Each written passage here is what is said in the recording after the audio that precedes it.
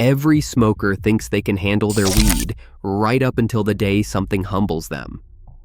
And for a whole lot of people, the strain that finally did it for them is one that is named after a Star Wars hero. It had a reputation for hitting so hard and so fast that even seasoned smokers learned to treat it with respect. This is the story of Skywalker OG. To understand why it hits the way it does, you have to look at what it is made of, because Skywalker OG is the child of two very different worlds colliding. On one side, you have got a strain simply called Skywalker, which traces back to Amsterdam and is a blend of two classic heavy indicas, an Afghan strain called Mazar and the famous fruity blueberry, giving it that sweet, relaxing, sleepy backbone. And on the other side, you have got OG Kush, which is basically the king of West Coast weed, the strain that fathered half the famous names in California, bringing that loud, pungent, lemon and fuel punch along with serious power. You cross those two together, the sweet heavy indica with the gassy California legend, and you get Skywalker OG. But I've got to be honest with you here, because the real origin story is a lot murkier than that clean little recipe makes it sound, and it depends entirely on who you ask. Because that version I just gave you, the Amsterdam Skywalker crossed with OG Kush, is the one you'll see printed on just about every dispensary menu and website. But a lot of the old school California growers tell a different story, because they say the original Skywalker OG that came up out of Southern California wasn't really that Amsterdam plant at all, but instead a special clone-only cut of OG Kush itself. So the truth is, there are basically two different plants floating around under similar names, and the modern weed world kind of smushed them together over the years.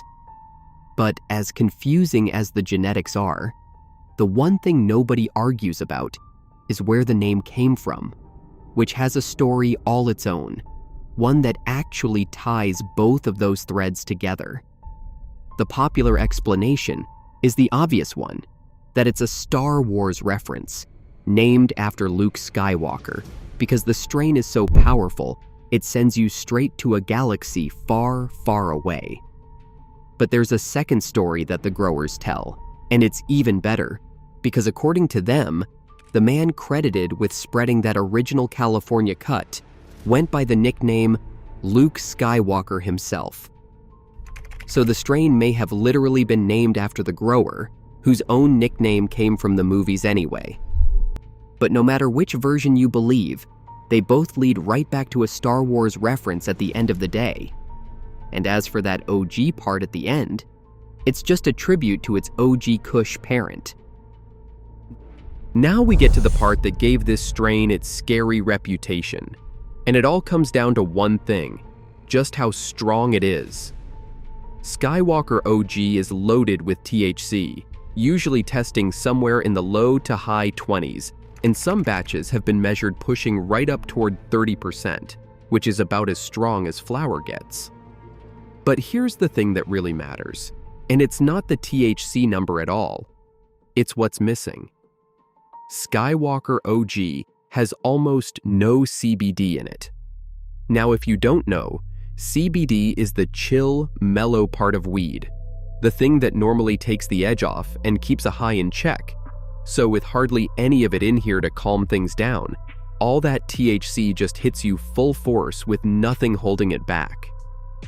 That's why the stuff feels so intense, and why even guys who could smoke all day still got caught slipping by it.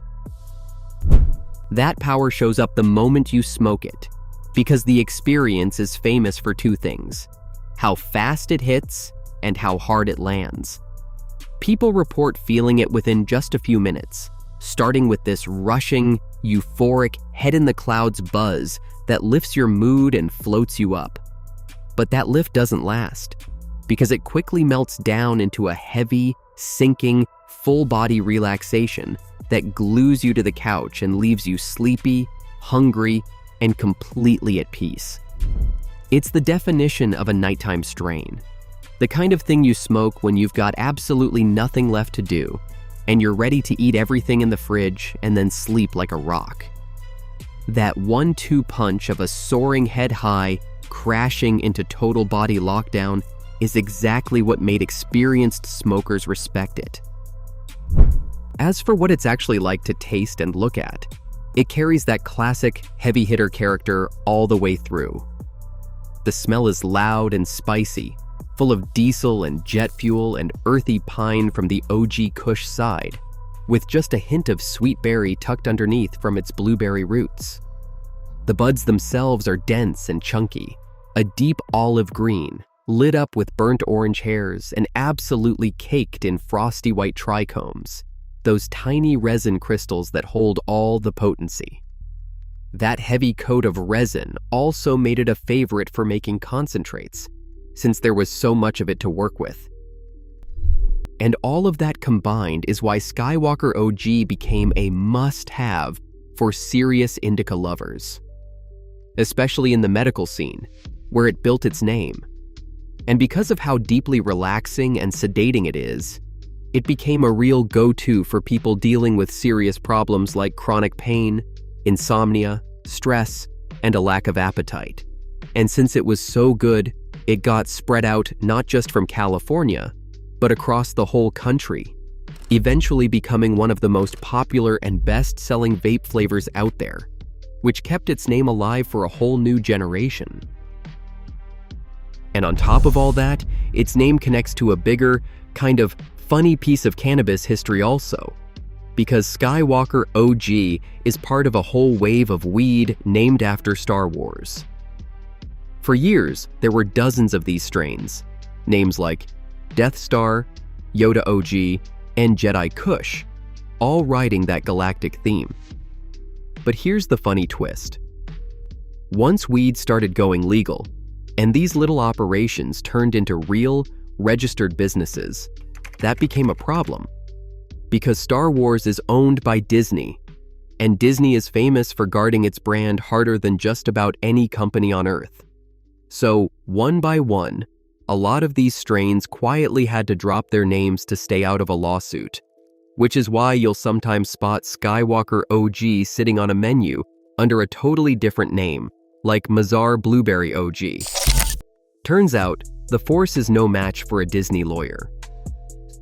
So when you step back and take it all in, Skywalker OG is a true modern classic, one of those heavy indicas that earned its legendary status the hard way, by actually backing up the hype every single time someone smoked it.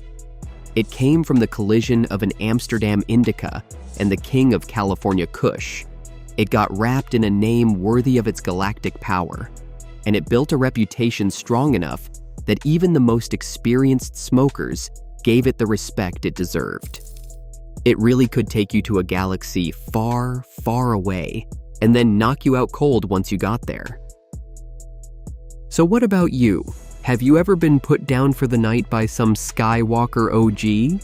Or do you have a different strain that humbled you? Let me know down in the comments below.